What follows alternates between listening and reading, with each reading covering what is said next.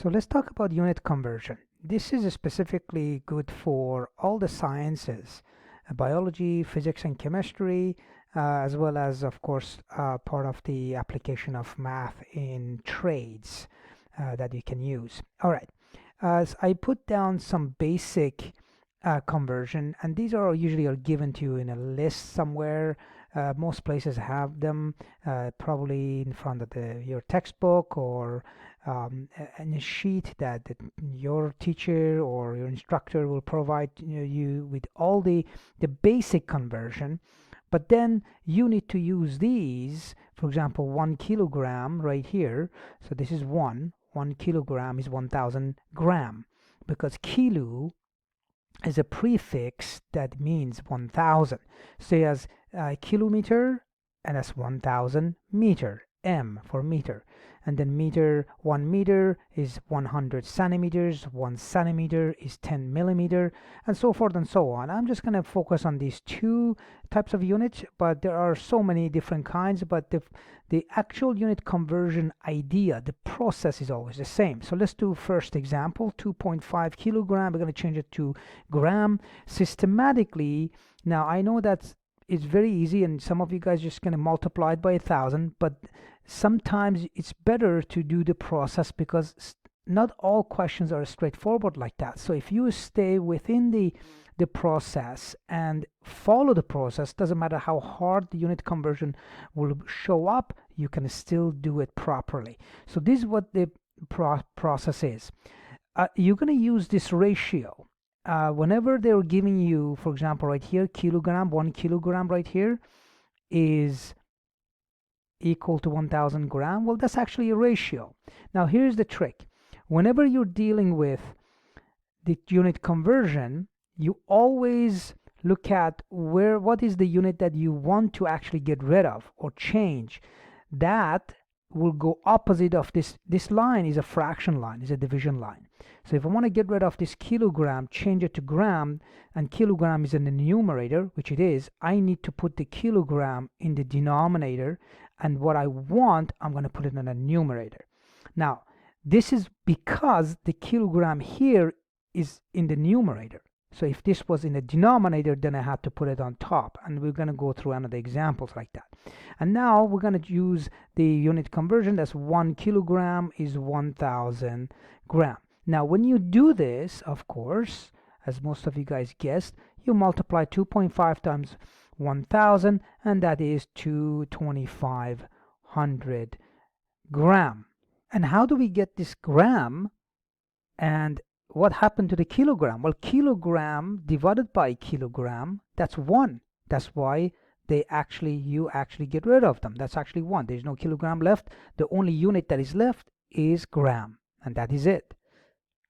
Excellent. Now if you are dealing with chemistry and physics, you need to deal with significant figures. This is not about that, but stick with the significant figures, and that means you have to change this notation to a scientific notation so that you can stay within the significant figures value. So there are two sig figs here right here, so this becomes 2.5 times 10 to the power of 3 gram.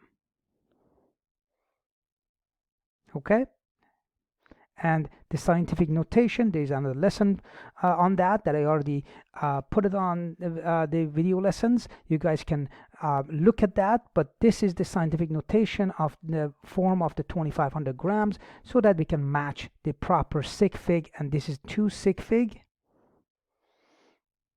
Significant figures, very important in chemistry and physics and some other sciences, so stay within that. All right, that's the first example. Let's look at another example. All right, let's look at this one, 20 kilometers per hour. I chose this one because there are 2 units we need to change, and the idea is to change that to meters per second.